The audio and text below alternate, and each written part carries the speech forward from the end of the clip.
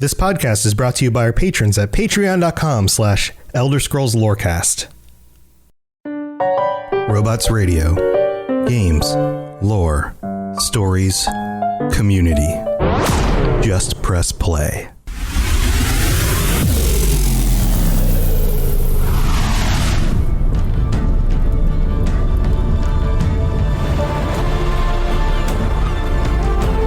Welcome to the Elder Scrolls Lorecast, the podcast where we explore the amazing universe of the Elder Scrolls.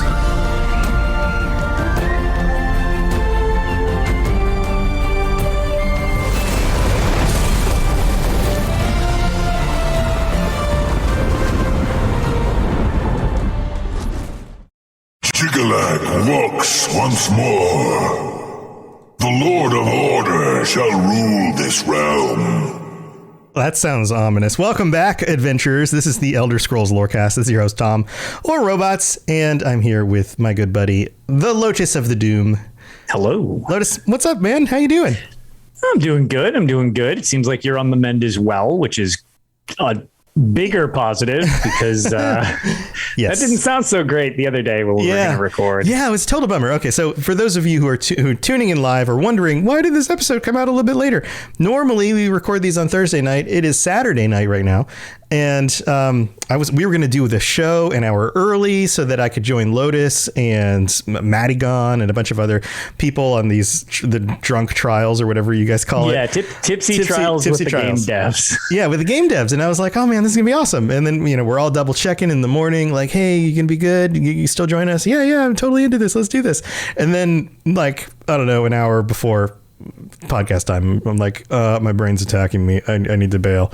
Yeah, which is a total bummer. And I feel bad like bailing on everyone, but I within like 20 minutes of you getting my message, I was like passed out. Yeah, asleep. Don't worry about it. Nobody questions it because anybody who's experienced a migraine is immediately like, "Yep, nope." Immediately get into darkness and rest. Like, do not do this. I wasn't. The screen is I the wasn't worst. even awake by the time that we would have been doing the show because I was just like, "Nope, I'm done." But anyway, you wouldn't have made it to the early showtime, let alone trials until 1 a.m. Eastern. Oh my God! Yeah.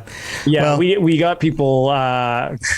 It was a fun time, obviously, and we got some people V-Mall skins from the Veteran Mall of Lorcage. Nice. Myself included on PC because I didn't have that on PC. But it was funny. It was just, man, it's always a good time. It was a total disaster trying to organize a vet trial while people are drinking. Oh, I bet. It's just for anybody who's done that trial in Elder Scrolls Online, the notorious fight known as the Twins requires you to know your left from your right, which is shockingly more difficult than you would expect to get 12 people to know their left from their right while trying to play. Oh, geez. And especially then when they're all inebriated, people are like, is this my left? And they run across the middle. It's like, that couldn't be. That's neither. Literally neither. That's the absolutely wrong option. You didn't even get 50-50 chance on that one. Exactly. Yeah. So. Yeah, well, maybe next time. But welcome back, everybody. This episode, we're talking about Jyggalag. And sure are. You know what? Last time when we got to Jyggalag in the Daedric Princes, on the episodes that are all now only on the Patreon, the old version of the show, I skipped over Jyggalag because I paired him in with Sheogorath because they're kind of one and the same. This time, we're giving Jyggalag his own episode, because I've got Lotus with me. We've got some things we want to discuss about him, and we're going to try to stay away from the Sheogorath side of it too much, because you could probably do 10 episodes about Sheogorath. So we're going to focus on Jyggalag alone. But welcome back, everybody. We're glad you guys are here. So Jyggalag, the Prince of Order, and I mean, that's basically it. Like, that's who he is. You heard his voice at the beginning. Are you the best the mad god could muster? Well, I guess we are, because we're the ones doing the show. But yeah, man, how do you feel about Jyggalag, just before we get into this?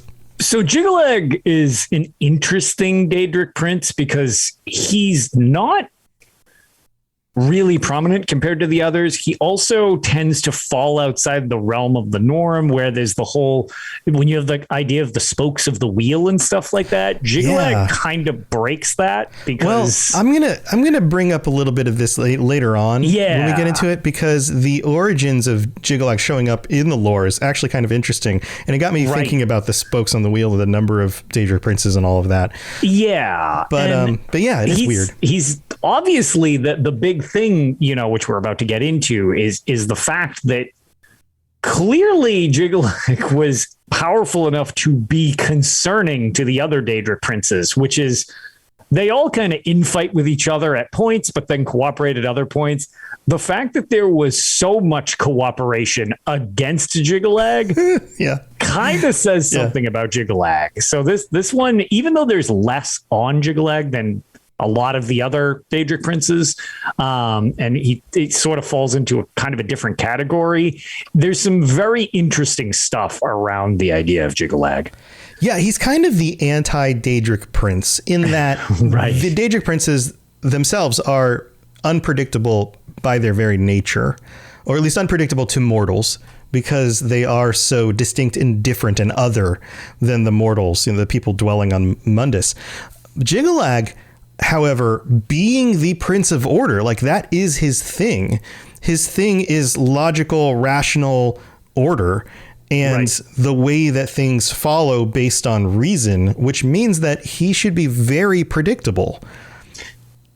The funny thing is, it's predictability, which is almost to a fault if you're working against him, because it's so specifically designed, where it's just everything needs to be the utmost order. I will get into it much later on, but just as like a precursor, his weapon, the description of it is very, very cool. Just how precise and ordered it is. Stuff like that. The sword of Jyggalag. Right. Well, here, let's quote some of the stuff from the UASP. Our good buddies over at the UASP, who are now co-doing Tales of Tamriel with you, which if you don't listen to Tales of Tamriel, go listen to it. So according to the UASP site, it says Jyggalag, the Prince of Order, is a Daedric prince whose sphere represents logical order and deduction. His great library once contained a logical prediction of every detail of the world and every action that would ever take place on Mundus or Oblivion, long before they actually happened.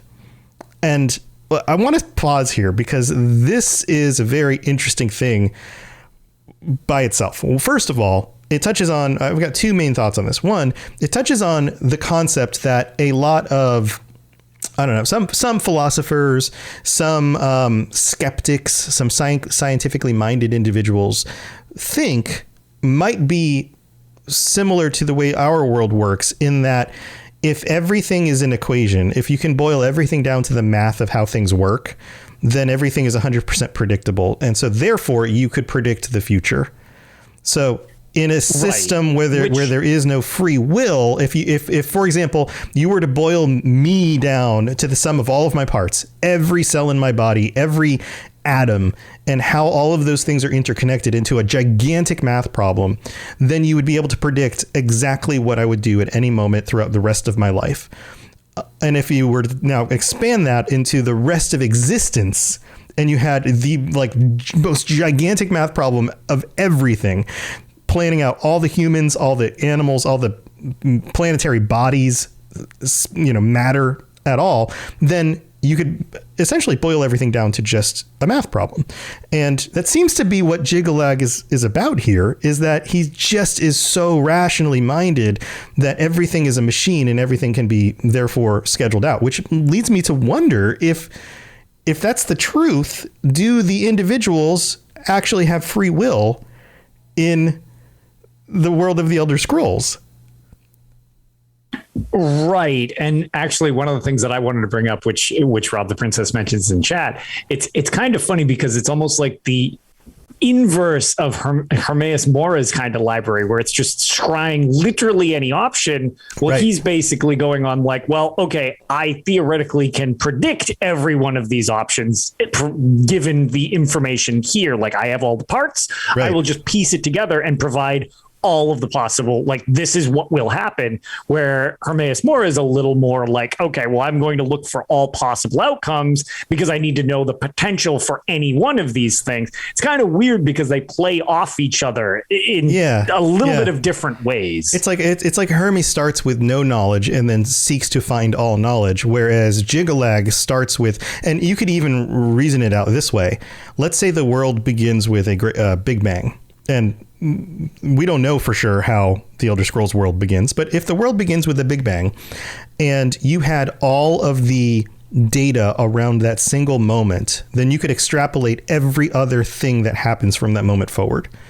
So therefore, you only need one piece of, a collection of data around one specific thing in order to then extrapolate all other things. So you need the initial data and the capacity to extrapolate all further data. Right. And it seems like he has that. Like that is his ability, is something like that. So therefore, he could actually predict all things.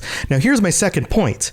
If he can predict all things, then why didn't he predict all the other Daedric princes, like coming together, ganging up against him?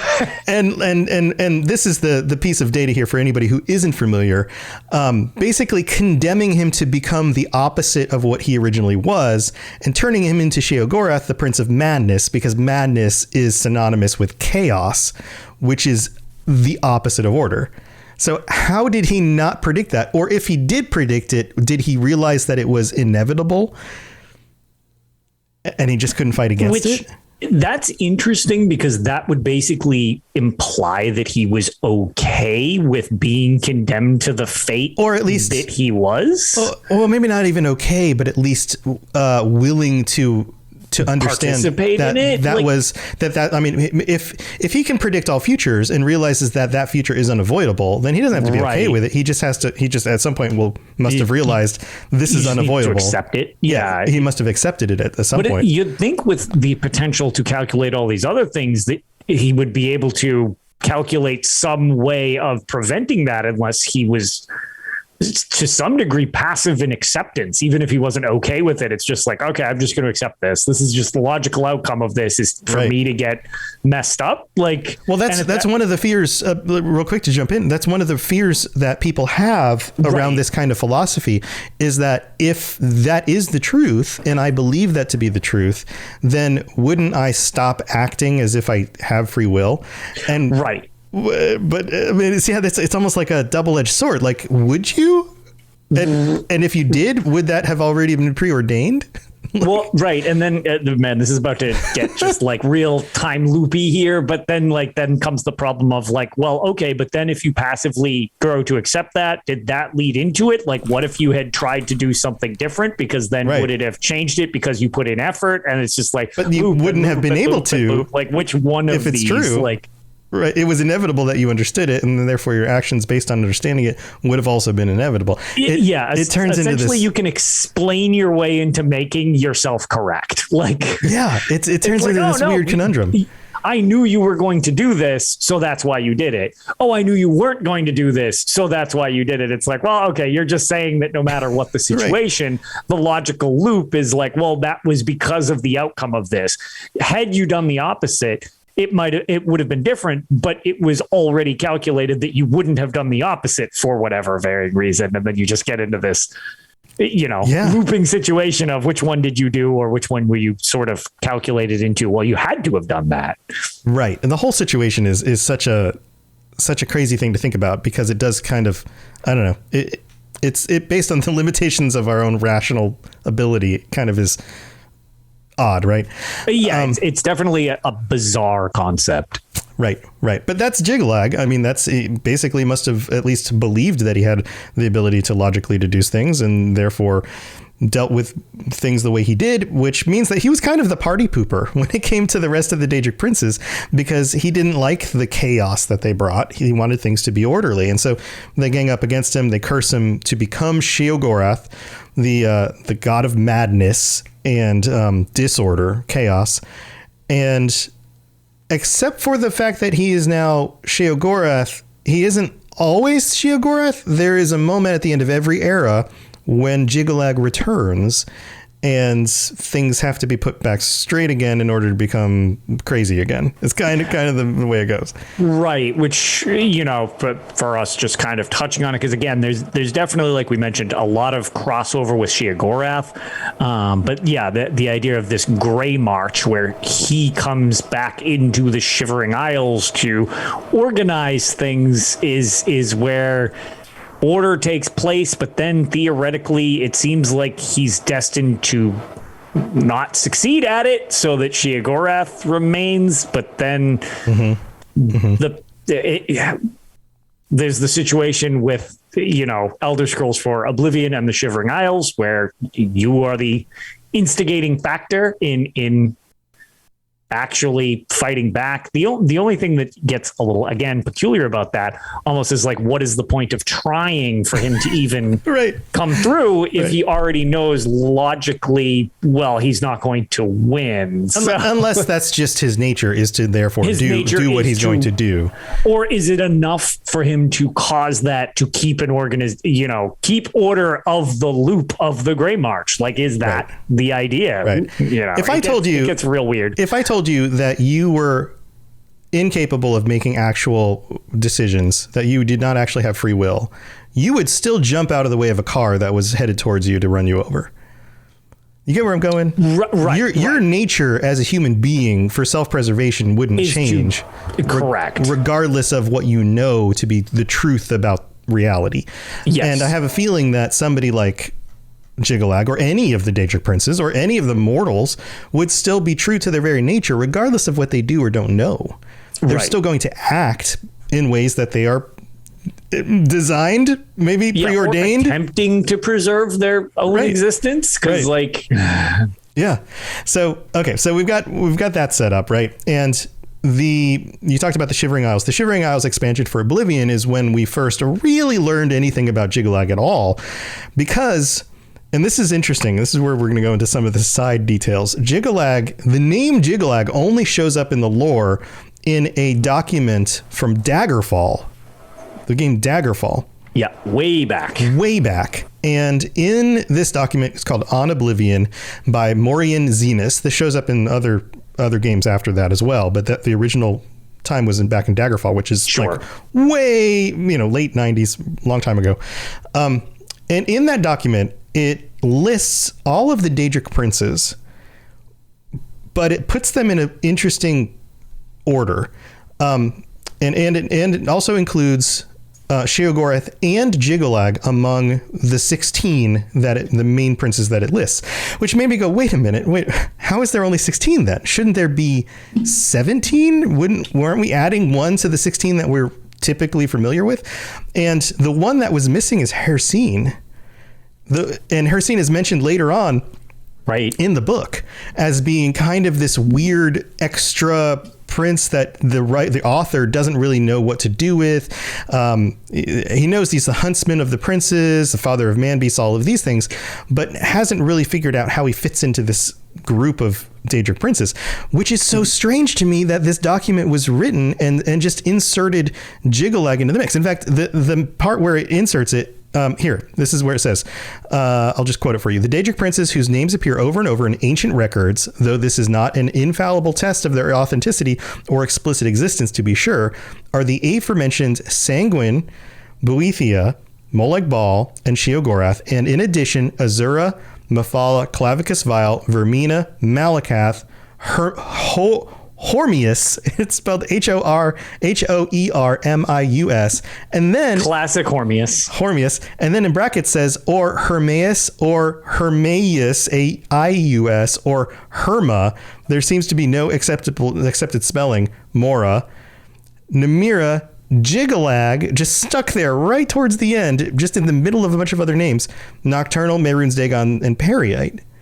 And all of the rest of these are super familiar to us, but Jyggalag's just kind of thrown in there as this like bonus prince.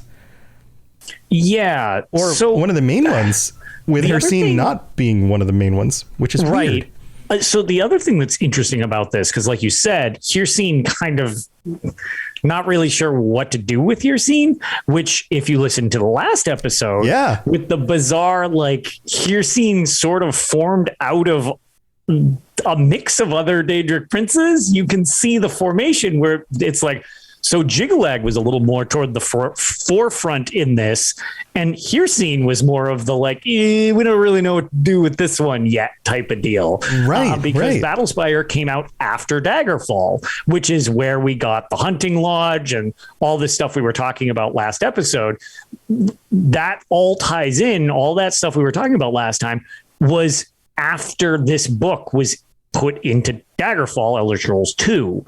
So the logical order of the way these things are presented, you can kind of see the formation of which ones they're focusing on. It's kind of taking it out of in-game stuff and into like, okay, the canon additions to the series. Right. And Rob in chat notes, that's why there's probably all of that overlap between Dagon and Hircine. Maybe so, because there is similarities there. Now, this also raises the question, now that Jyggalag, if Jyggalag was originally considered one of the 16, then how is also Sheogorath in that number, unless Jyggalag is understood to not really be gone and to be a personality variant of Sheogorath that actually still holds that slot. Remember the whole idea of mantling? He's still there. He's just underneath Sheogorath and only comes out once an age or once an era. Right. Because that's just it. It was like, that's a situation. Normally you would think it would be Jyggalag or Sheogorath, not both existing simultaneously. Right. So that creates a weird question. But then again, maybe while Jyggalag is not fulfilling that spot, that's where Hircine kind of slides in and fulfills that slot in a way. Yeah. Is that where Hircine enters the whole Daedric Prince realm and becomes Daedric Prince? It's very interesting about the formation. Yes, it's very interesting. And there's no specific date for the writing of this other than we know. It was before the time of Daggerfall. So, but yeah, all of that is very interesting. There's a lot of other stuff in this specific document that's worth reading. So if you want to look it up, On Oblivion by Maurian Zenas, it shows up. You just search it. There's a few different sites online where you can read all these books. But other than that, that's most of who Jyggalag is. He does have the priests of order who are mortals who are working to bring him back, and they're involved with the whole Shivering Isles thing. And then what's also known about him is that he has the Knights of Order, who are kind of like his personal Daedric servants. Like they are these Daedra that are kind of mindless. They resemble crystalline armored knights, and they kind of do his bidding. They're just kind of like his soldiers. Right. Whereas you have seducers and golden saints and, the seekers. Every prince kind of have the scoff, and they all kind of have their own that can be with other princes too. But these are kind of Jyggalag's go-tos. Right. And their armor looks really cool. It almost looks like they look really awesome. Like diamond shapes, like a lot of these like triangular, very angular parts on the armor. Their heads are covered with these helmets. Very similar to the artifacts you get from Jyggalag when you interact with any of his artifact. I was going to say his sword. It's very angular. It's kind of, they have very similar looking swords to the one you can get as well. Right. So, all right. Well, now's a good time for a break because we're gonna take a quick break. We got to thank our patrons. There's a bunch of new patrons who signed up this week, so thank you so much to all of you guys. And then we're gonna get back with some more details because there's still more to talk about. So we'll be right back. The skies are marked with numberless sparks, each a fire, and every one a sign. You guys are insane because now I have to read 10 new patrons. Welcome. Thank you so much for signing up, everybody. Welcome to Cody M, Mike B, Riverwood Chicken. I don't think that's an official name, so I won't blank out the second one.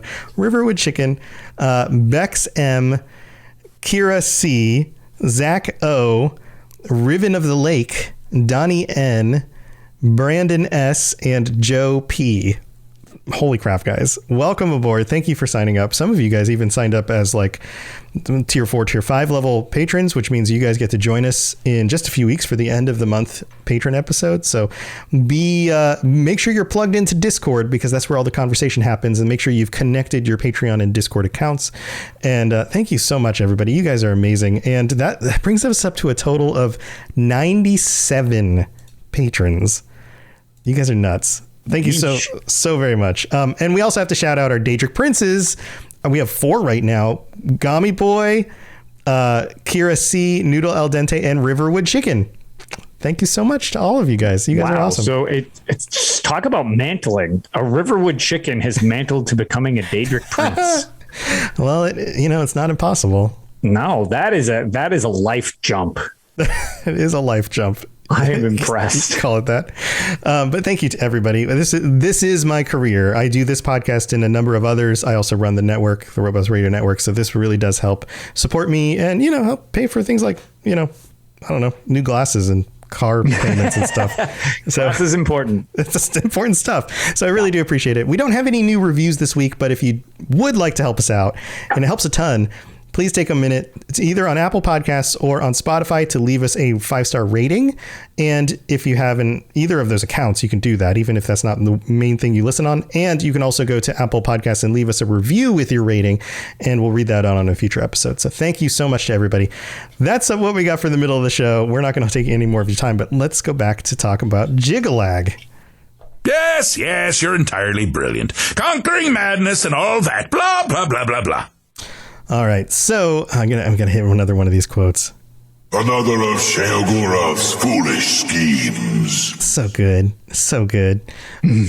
So, hey, he's got a very cool voice. He does have a very cool voice. I don't want to go too much into the whole situation with him turning into Sheogorath. We'll touch more on that with the Sheogorath episode. That's a little more important to Sheogorath than it is to Jyggalag. Yeah, because he ends up being Sheogorath way more of the time than he is Sheogorath, or than Jyggalag. I said Sheogorath twice. That was great. Words is hard.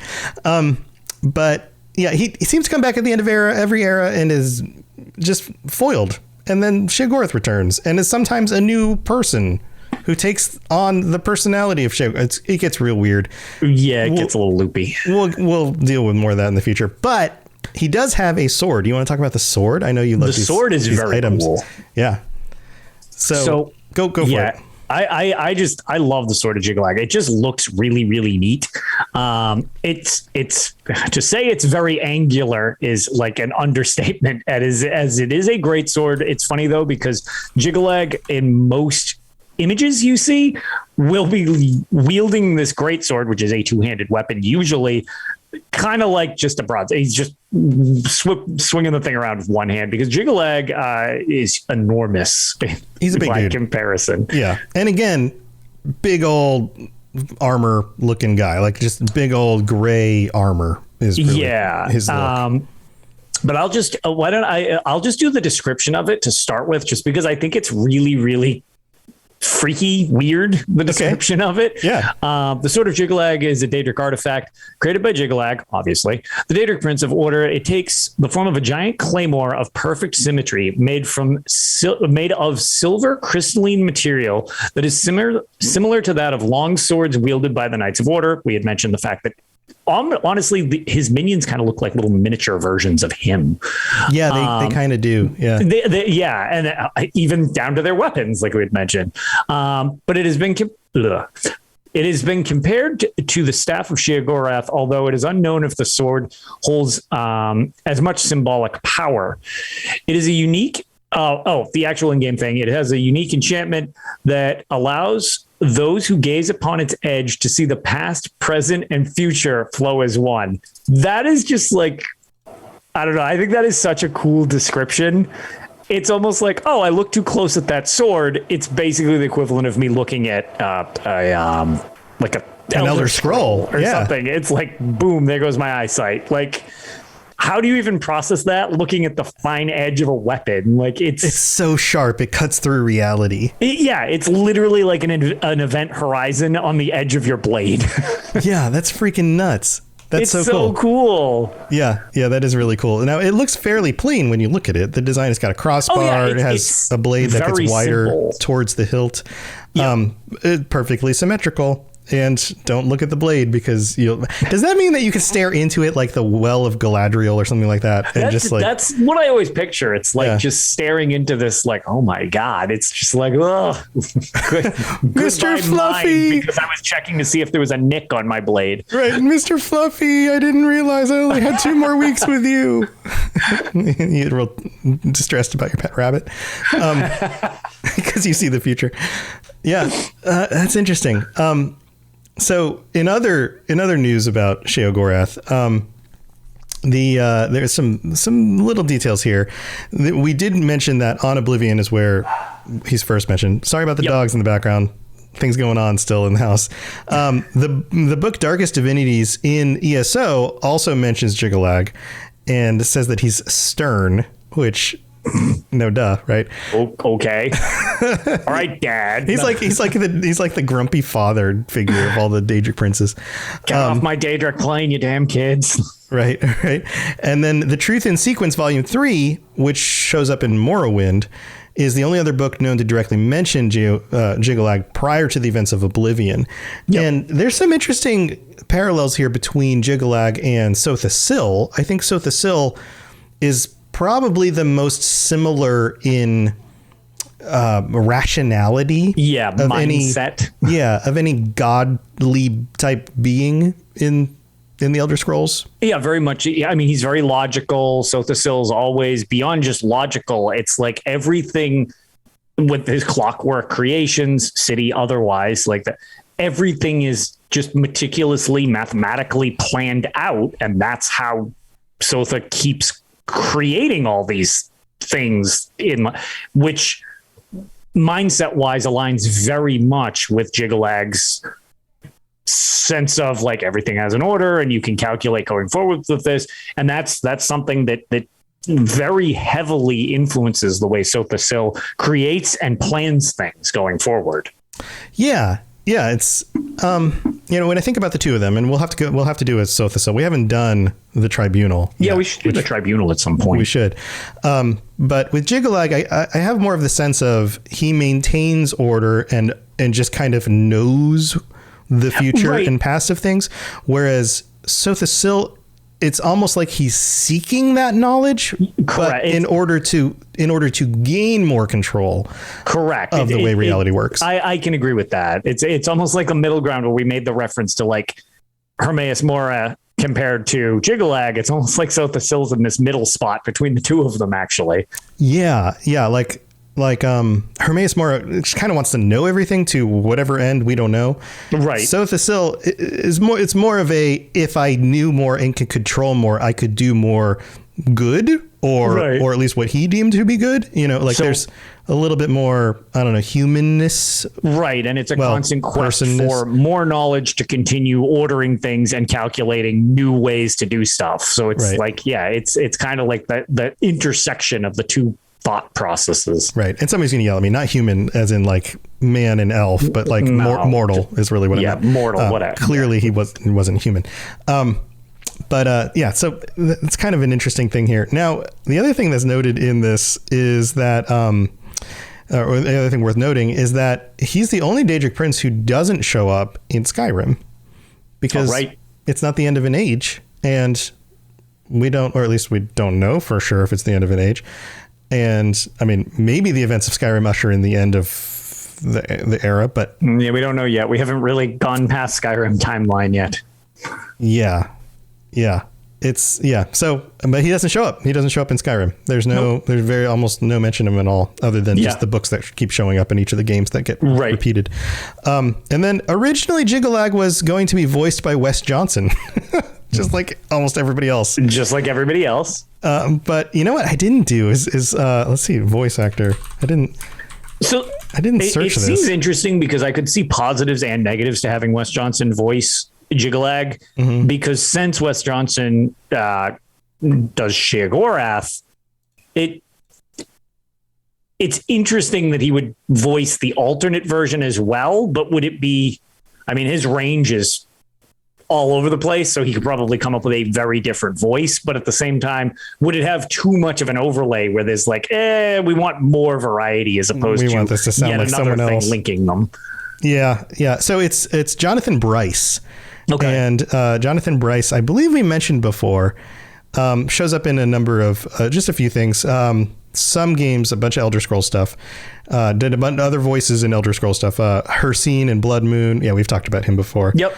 Male Orgonians and Male Khajiits and Male Nords and Morrowind. Oh, neat. Shivering Isles, he was a few different characters, including Jyggalag, and then some other video games and just a few different shows, but not a whole lot, not a huge list of things that Jonathan Bryce was in. But that's who ended up actually being the voice. Now, anything else you want to mention about Jyggalag?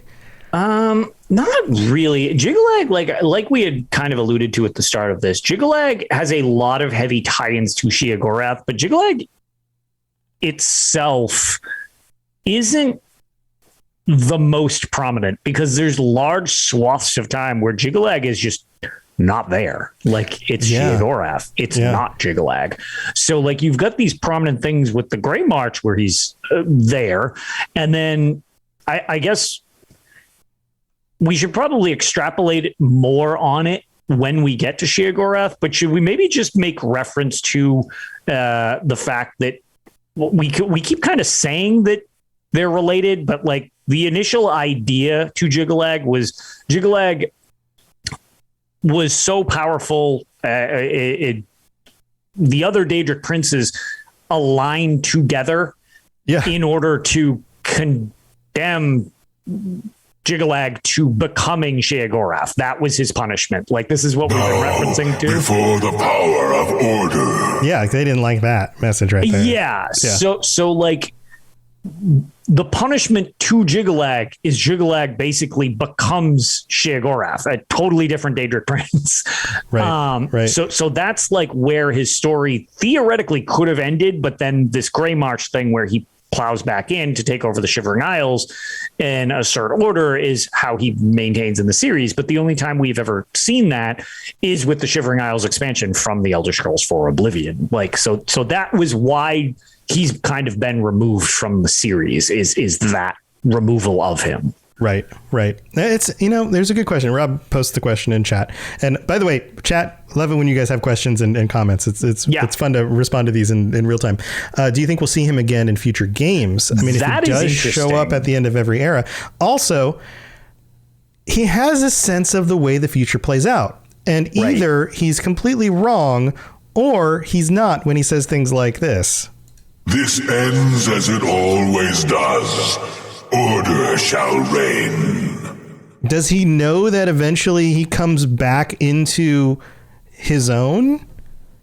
Right. And that the order of things, or maybe order reigning isn't him reigning. Maybe just the nature of the world will have order by the end of things, or always does, even if it seems like it's chaotic. Yeah. Like, is the fact that the Grey March does not succeed to keep things in check and the loop, and you have all of this happen, is that the order of the way of things? Like, is that intentional that he won't? Or eventually he will, like, and it's just a matter of time. Maybe he's like, well, this time I'm still not going to do it. Yeah, but one of these times I will. Right. It's like 833rd time is a charm because I know it is. Right. Yeah.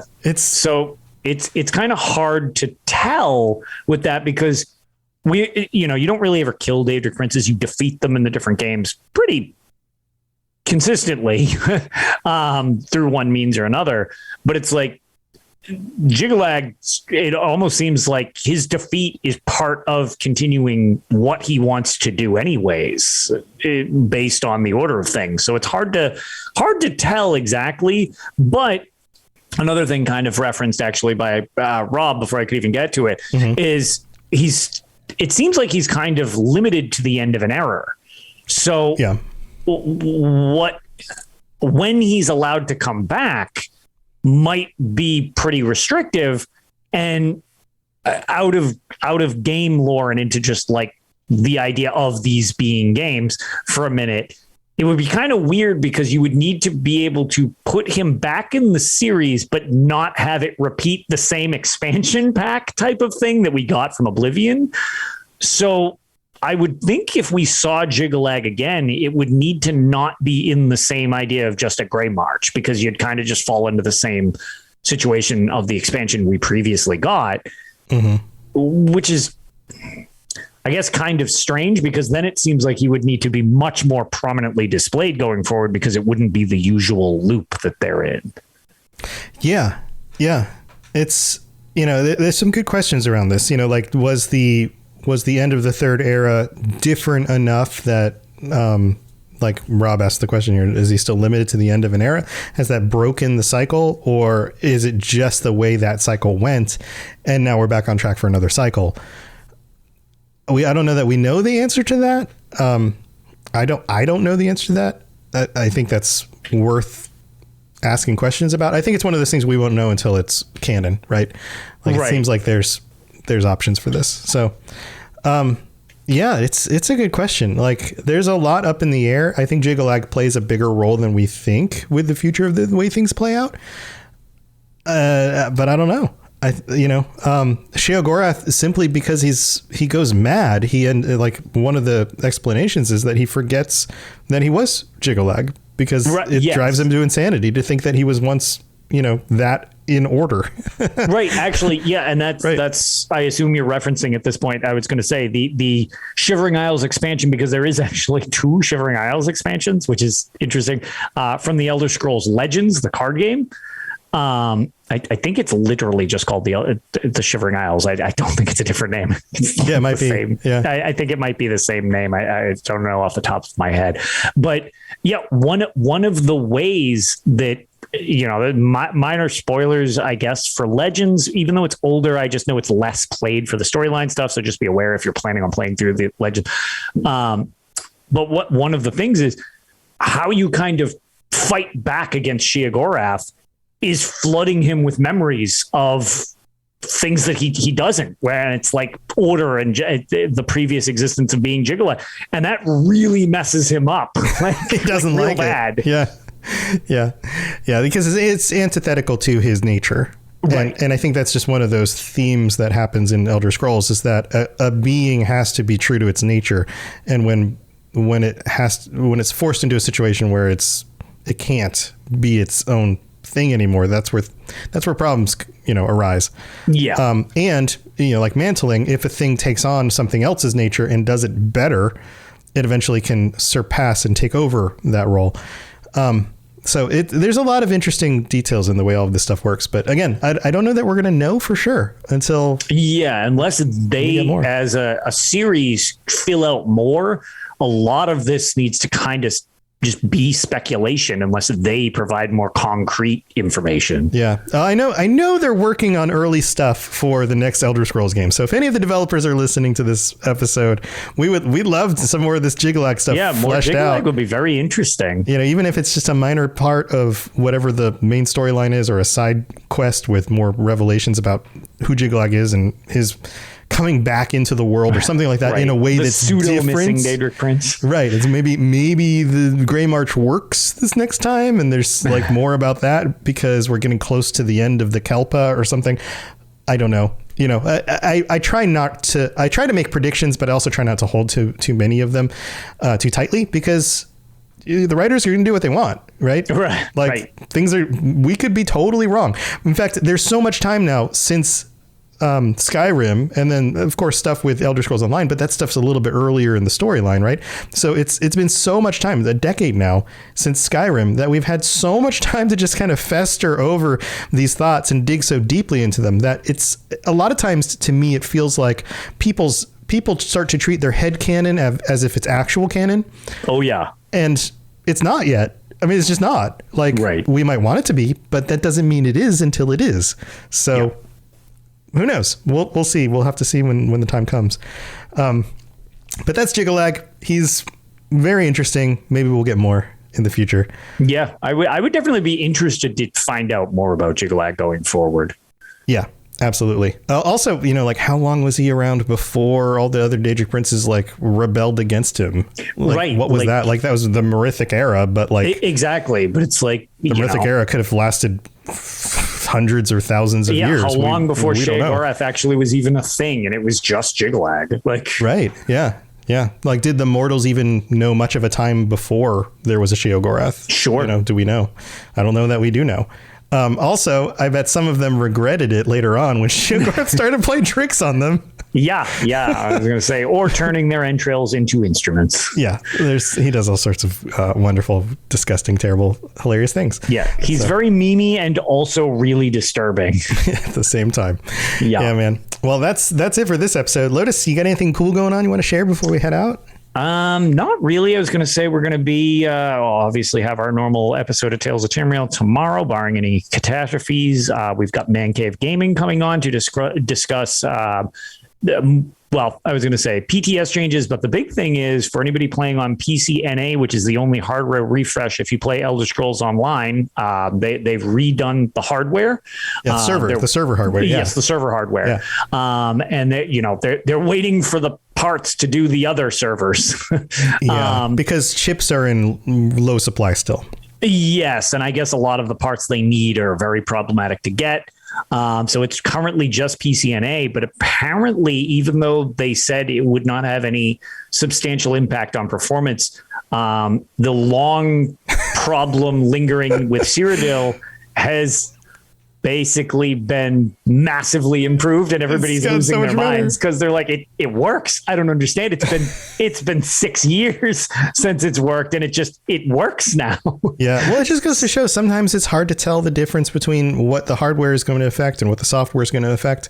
So I've run into that myself, like back before I upgraded to this PC, trying to play games like Fallout VR or Skyrim VR. Right. Like, I had no idea how CPU limited it was rather than graphics limited. Right. Yeah, I've heard that's a big thing that happens. It was so weird because I'd updated my graphics card and it got a little bit better. And I was like, I just paid a boatload for this new graphics card and it's still not running great.